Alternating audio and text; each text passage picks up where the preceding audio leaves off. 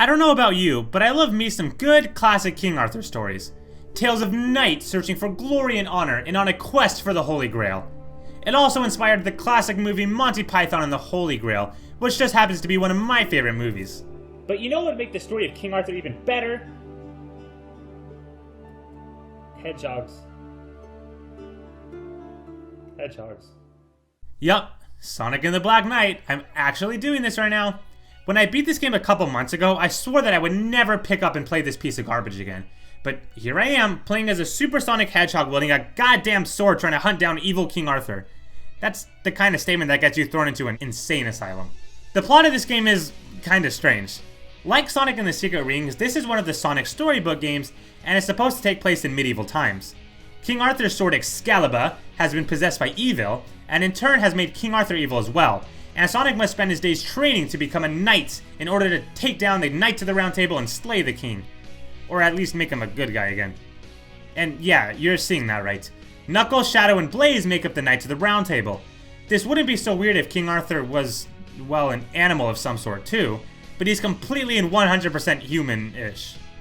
You have to wonder what was going through his mind when he decided that he wanted his Knights of the Round Table to consist of an echidna, a cat, and a hedgehog. Also, I have to mention that when Sonic arrived in Arthurtopia, he arrived with not one, but 2 chili dogs. And apparently chili dogs are Sonic's favorite meal? Not gonna lie, that kinda caught me by surprise. But we'll look past King Arthur's weird taste in knights and Sonic's delicious taste in American dishes, and get to the real problem that this game has, the controls. I'll be honest, I wasn't completely turned off by the idea of Sonic wielding a sword, and though it sounded weird to me at the time, I was willing to give it a try and embrace it. But you're essentially doing this the entire time. The sword also has a significant delay between you swinging it and Sonic actually slashing it, which can lead to very, very tedious and frustrating parts of the game. When enemies are coming out at you, you'll swing your sword to strike, but the second delay can cause the enemy to hit you first even if you clearly swung before they did.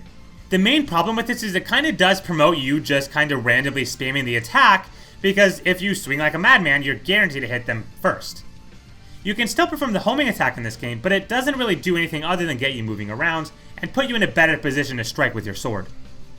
In this sense, the game is extraordinarily easy. Simply pushing forward and swinging the sword rapidly will get you to the ends of pretty much every level. You might have to jump a couple times here and there, but you'll figure it out.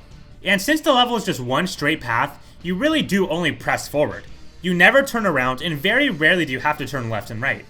Every Sonic game features Sonic going fast, but at least the other 3D Sonic games like Sonic Adventure and Sonic Heroes gave you areas where you did something other than just go forward. It's more than just bad design, it's boring design. The textures change, but the path will always be straight ahead, and that makes gameplay get repetitive and redundant very fast. The only bosses that you really face are a couple of dragons, King Arthur on a couple of occasions, the Knights of the Round Table, and a final boss that I won't spoil in case you really care that much about figuring out a Sonic game's plot twist on your own. Except for the King Arthur fights, every single boss fight in this game is just a hack and slash battle. Your opponent will eventually block or attack, but when they do that, you just have to put up your shield, then go back to swinging and slashing. Not terrible, but incredibly easy. This is the problem the game suffers from though. From beginning to end, you simply have to swing like a madman to win the game.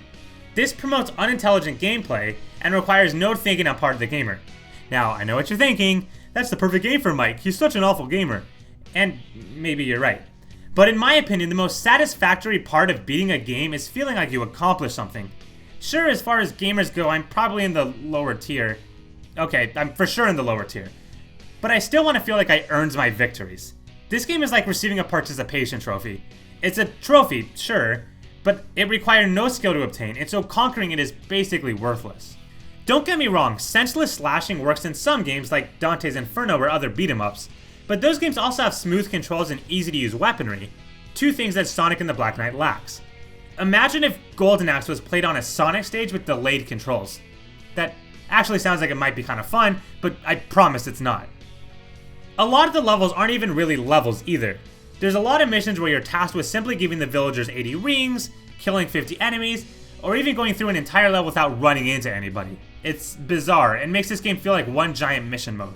Look, I get it. Spicing up gameplay can be hard, and no one wants to run the risk of being called repetitive.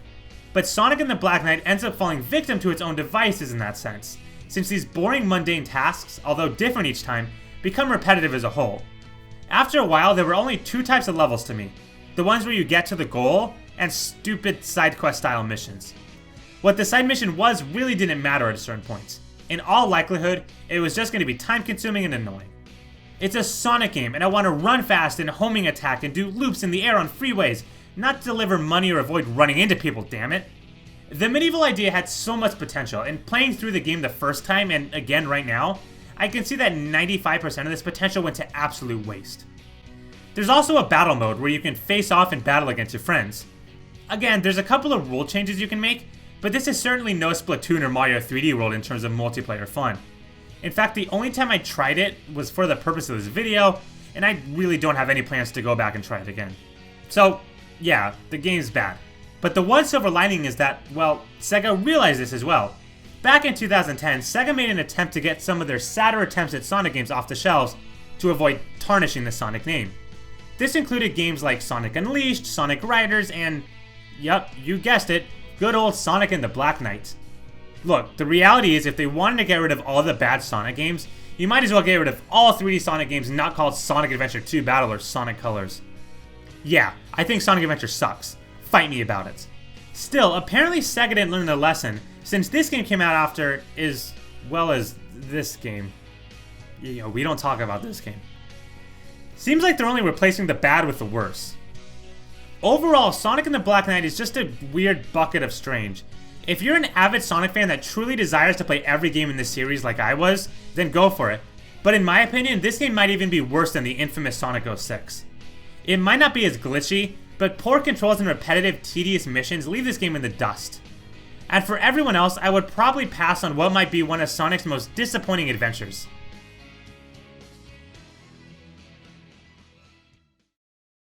Thanks everybody for watching this video. I hope you enjoyed it. If you did, you can like, you can comment, you can subscribe. It would just mean so much to me, guys. Just every like makes my heart 1% more lovable. You can also follow me on Twitter because I'll talk about videos and just random stuff because it's Twitter. That's what it's for. Just random stuff. And yeah, if you want to check out a couple of my other videos on my channel, you can click the pictures that are on the screen. They lead to other videos. Yeah. So on that note, I thank you guys for watching, and I will see you guys later.